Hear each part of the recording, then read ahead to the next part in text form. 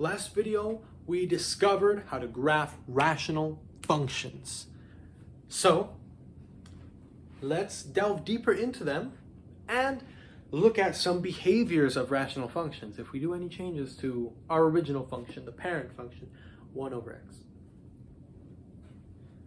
Say we had 1 over x squared. If we had 1 over x squared, what would that graph look like? Remember, when we have an even degree function, usually the graph is going to look like this in some way. It's going to have a concave. It's going to look like a parabola. Where's my eraser? Right? But now that we have a rational function, it can't cross those asymptotes. So how can we graph this? Well, thinking back, our original rational function, 1 over x, it looked like this. Now, it only looked like this because whenever we plugged in a negative input, it was going to stay negative. But here, when we square a negative, it then becomes positive. So 1 over x squared would then look like this, because our negative inputs make themselves positive. Now, if this was, x cubed, then we would have an odd amount of negatives, making it look like this again. So as a rule of thumb, remember, if we have an even amount of x's, if there was even, an x on the top, then it would look a little bit something like our old, like this. Because when there's an even amount of x's, the negatives are going to cancel each other out. But if there was an odd amount, like here, 1 over x cubed, even if it was 1 over x to the 57th power, it would look more like this because there was not enough negatives to cancel each other out. Cool. Now, let's look at some more asymptotes. We only covered them for like a bit, so let's look at them again. Let's say we have a function 1 over x plus 1. Now, what does this do to our asymptote? Well, this is just the graph of 1 over x, whoop, whoop. But here, we're moving our inputs to the left by 1. So, that means that if we put in 0 here, then it would just be 1, right? At 0, it's going to be 1. So our vertical asymptote isn't where we found it last time, not at 0. So where is it? Our vertical asymptote is going to be where the denominator turns into 0. So what can we plug in here to make this denominator 0? Well, -1. At -1, if we plug in -1 here, we get 0, making this 1 over 0, making it undefined.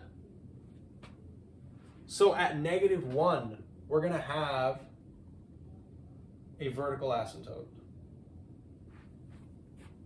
And what about our horizontal asymptotes? Well, using what we know about transformations, this is not moving up or down any amount of times. So our horizontal asymptote is still just going to be at 0 because it's not moving up or down. It's just shifting to the left one. So still at 0.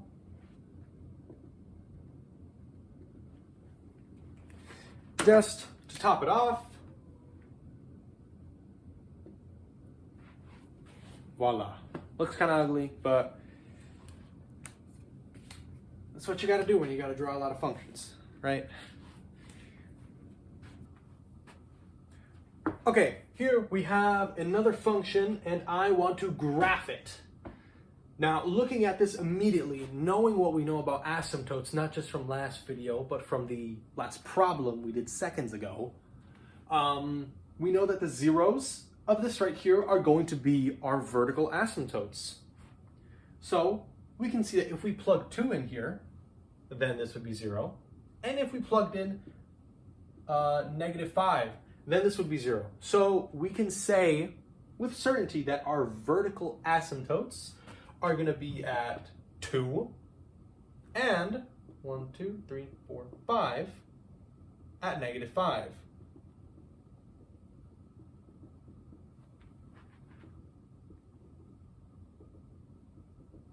I'm going to get rid of these and replace them with blue ones I'm going to use for later.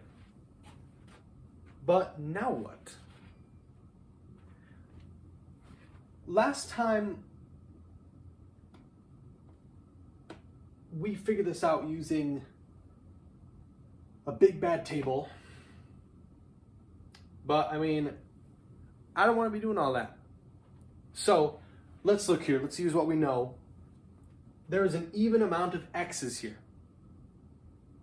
So, no, I'm dumb. My bad. There is an odd amount of x's here. 1, 2, 3. 3 x's. So we know that our general graph is going to look something like this.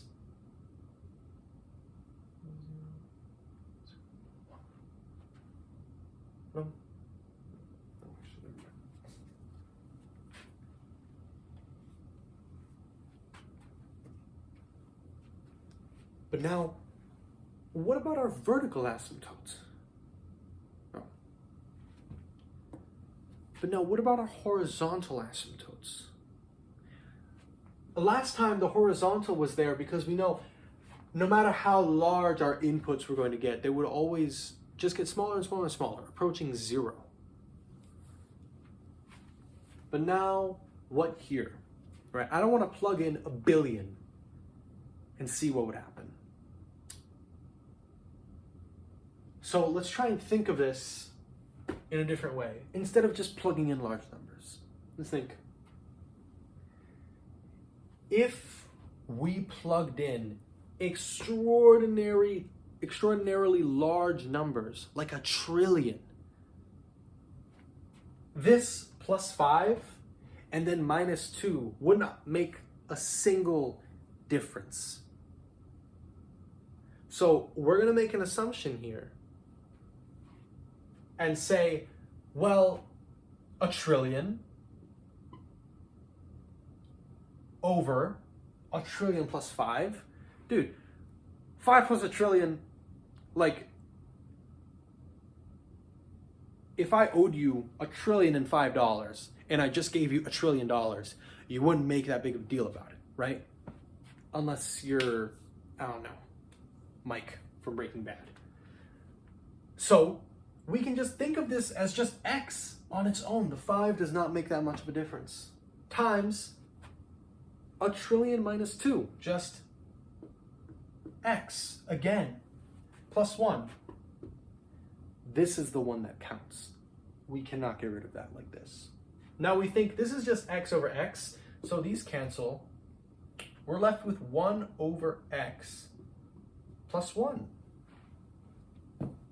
Now, the horizontal for this one is at 0, because now if we put 1 trillion in here, 1 over 1 trillion, that's a very small number, but we're also going to move it up by 1. So now we can say, if we put in like 1 billion, trillion, quadrillion here, it would look something like this right here, plus 1.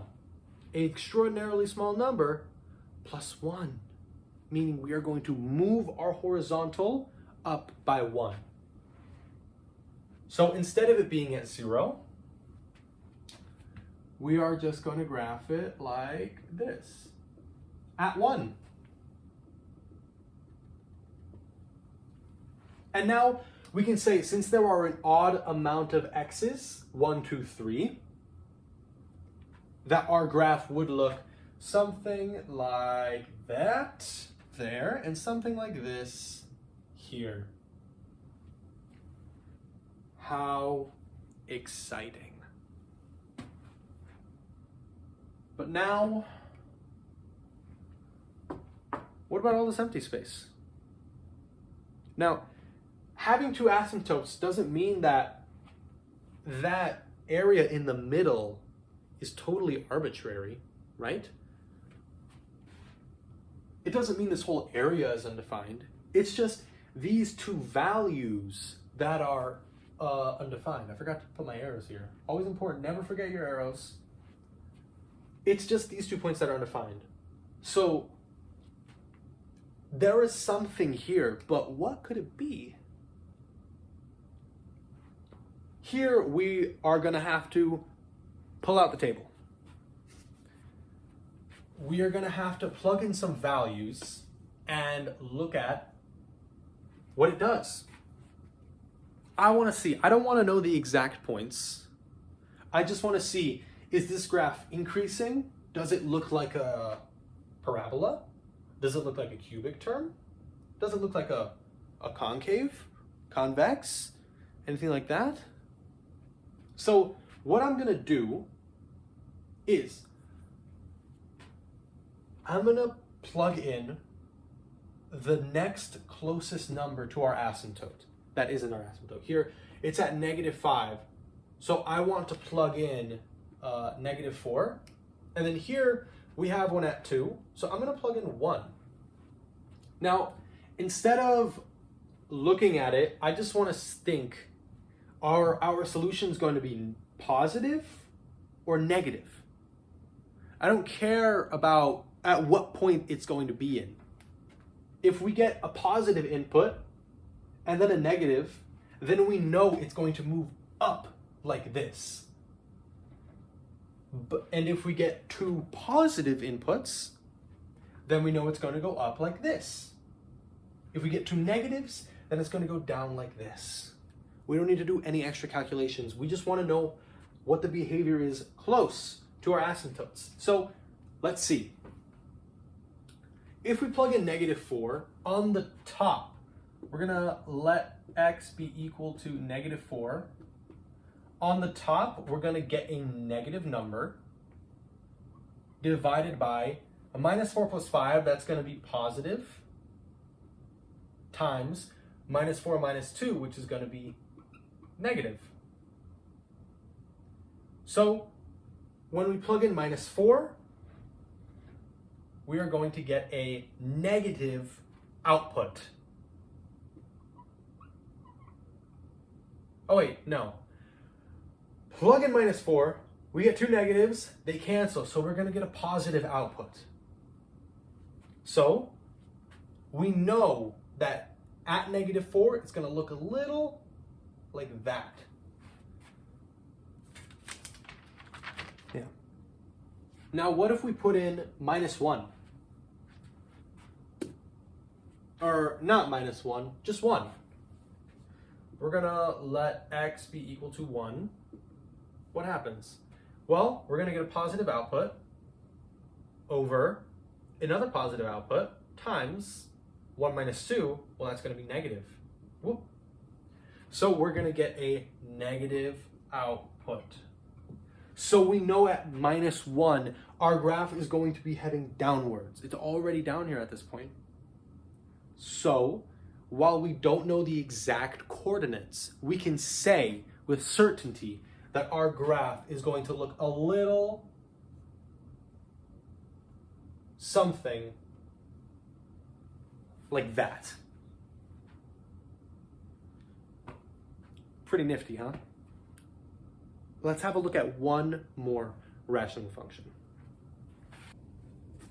All right, now we have a new function. Let me just draw that a bit. New function, p of x is equal to x minus 3 times x over x minus 4 times x plus 3. Nothing to cancel here. So let's see what we got. Right off the bat, we know our vertical asymptotes. They're just our zeros of the denominator. we can tell with certainty that we have a vertical asymptote at 4 and then a vertical asymptote at 3. So let's put in those values. So 1, 2, 3, and then 1, 2, 3, 4, then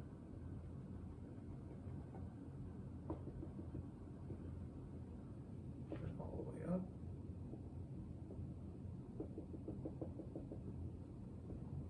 All right. Now, what about our horizontal asymptote?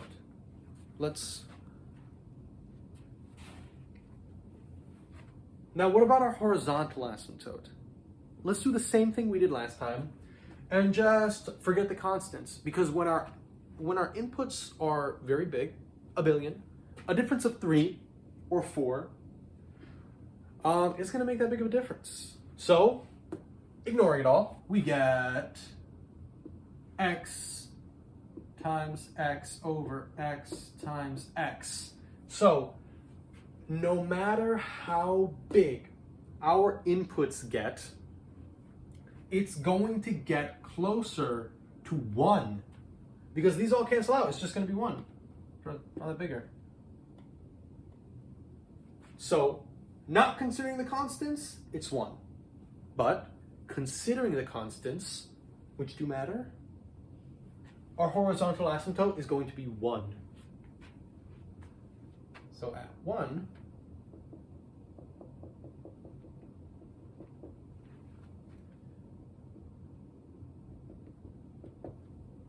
now we have an even amount of x's, 1, 2, 3, 4. So we can say with pretty much certainty that our function is going to look a little bit something like that, at least on the outer ends. There's still something here. Not only do we have this big space in the middle, also we can recognize that this can only be equal to 0 when the numerator is equal to 0. So are there x-intercepts? Are there roots? Yes. Yes, there are. The numerator is going to be equal to 0 when we plug in 0, because we just have the x on its own, and then 3, because then that turns into 0. So we have a root at 0 and positive 3. 1, 2, 3. And now let's plug in some values to find whether or not our inside, this space in between, is going to look like before or differently. So some values close to our asymptotes. I don't want to put in 3 because we already know 3 is equal to 0. I want to know if it's negative or positive. So let's move just a little bit over. Let's just do 3.5. Yeah, so we're going to let x be equal to 3.5. So on the top, 3.5 minus 3, that's going to be positive. 3.5 is already a positive. 3.5 minus 4, that's going to be negative, and then that is going to be positive. So we're going to get a negative output. So we know as it goes here, it's going to be negative. Now, on the other side, we have it at 3. So let's put in negative 2, just 1 over. So we're going to let x be equal to negative 2. So negative 2 minus 3, that's just going to be negative, times another negative. And then negative 2 minus 4, that's another negative. And negative 2 plus 5 is going to be positive. These two negatives cancel. And then negative times a positive is also going to be negative. So we know that as it gets here, it's also going to decrease. And as it gets closer here, it's also going to decrease. Meaning that we're going to have a parabola in the middle. So I'm trying to line this up so it also hits our x-intercepts. We're just gonna YOLO it.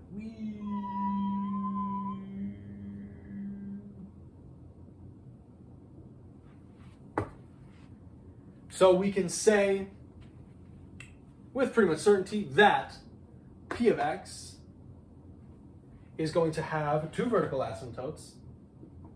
A vertical asymptote at x equals 4 and negative 3. A horizontal asymptote at y equals 1. And then we're going to have x-intercepts. X-intercepts at 3 and 0. And then for our domain restrictions, we can say that x cannot be equal to these values right here, 4 and negative 3.